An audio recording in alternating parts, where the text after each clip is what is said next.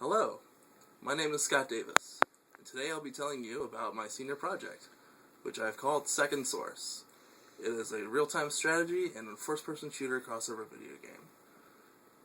This video contains information about my written notes that help me begin my project.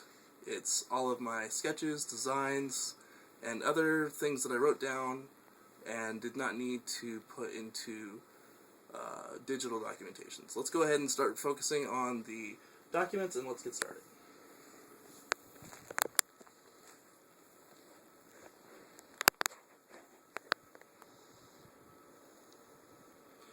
Okay, so these 26 or so pages that we were going to try to go through briefly contain all of the information about my senior project that I recorded by hand.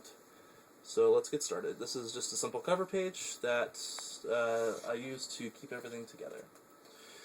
This page is project organization. I had to stay organized by cutting up different parts of the large game into little subgroups to make it easier to identify which areas needed work, and just basic project organization. Everything from enemies, weapons, players, units, buildings. Everything was broken up into simple categories here for easy reference to keep the scale of the game much simpler. These are just some quick notes about how I came up with the name of the game. I settled on the name Second Source.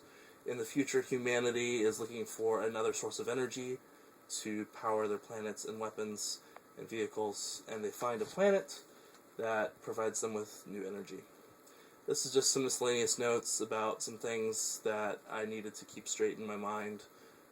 Anything from robots versus energy beasts to how I was going to handle taking care of ammo, just miscellaneous things like that.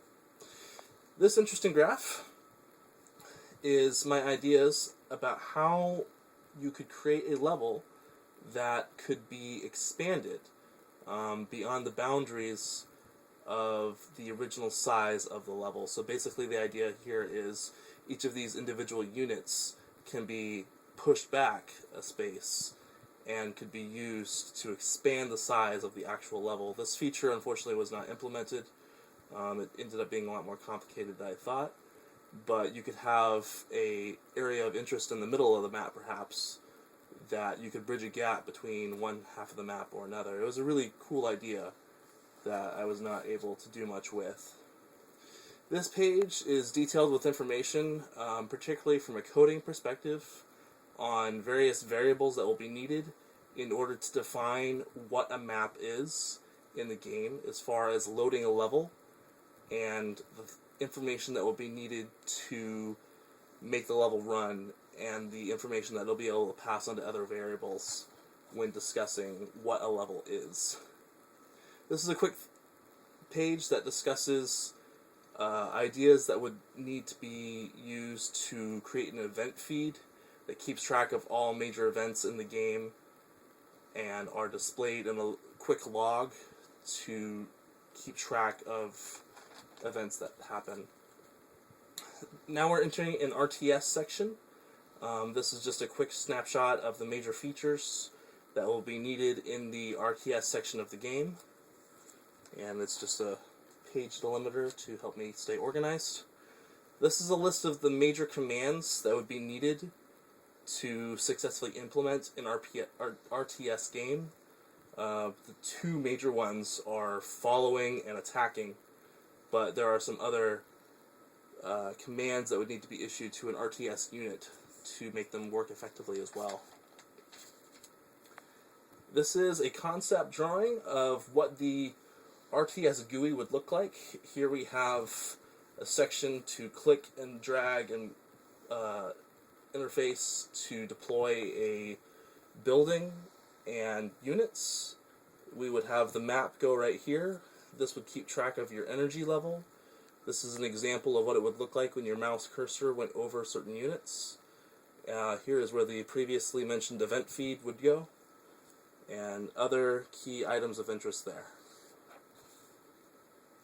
This is just a quick idea listing of some information that I needed to know while dealing with Unity and how it handles setting the height of the mouse and its scrolling position. So this was just some ideas to keep me organized on that.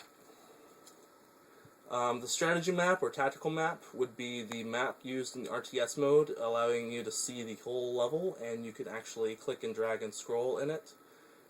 This feature was not yet implemented, but is very key in RTS video games. This is just some ideas on how I could implement Fog of War. Now we're entering the first-person shooter aspect of the video game. There's not nearly as many notes in this section, but the key here is the GUI concept as well. Where we had the tactical map, now we have a radar for a specific unit to hone in the focus of being able to control a single unit. And we have things that are more geared toward first-person shooters, such as your health and your shields, your weapons. But we also have RTS features being able to see what units have been selected and be able to issue commands from a keyboard interface that is listed on the RTS, the FPS GUI interface. Now we're getting into some more basic and more detailed information that tells about how the game works internally. One major concept used in this game is something called an energy source. In order for a player to win a level, he must control all of the energy sources, and these are some ideas of how the energy source will work.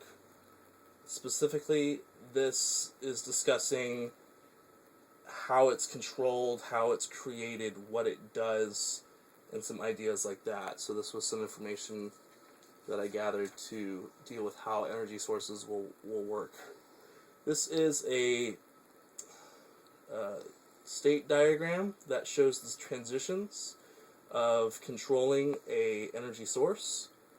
The objective is for the player's team to control all of the energy sources. So this is the state diagram that is followed when two teams are competing over a source, and here's some explanation of how all that works. When you have energy sources that are controlled by the player, that gets fed into the energy level systems, which is visible from the real-time strategy interface, with an energy bar that indicates the level of how much energy is available for buildings to use. So this is just some information that explains how the level is mathematically generated from the current number of energy sources, and more information about how those work. Here is very specifically the different state transitions with the energy level as opposed to energy sources. If you have lots of energy, you're in a special mode that's kind of bonus, where you get extra. There's a medium range, and then there's a critical range when you're running out of power and systems start not working correctly. This page just contains some math that helped me do some balancing to make sure that you're earning money and energy, and there is a balance between how all these systems are working together. So that was just something to help me visualize and get some numbers with how that will work.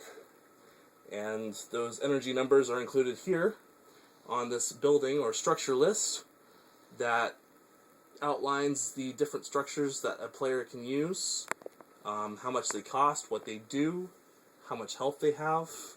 So this is just a quick list of the major structures. This is a longer list of all the structures all at once, so I could see them and keep them organized. Speaking of structures, a subset of the structures are factories. Factories are structures that allow the player to produce units which are able to fight. So we have our light factory, our heavy factory, and our special ops factory. And this is the progression system that the players use.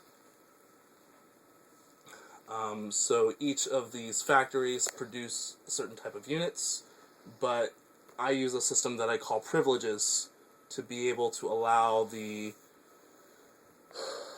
restrictions to be enforced on which building can build what unit when.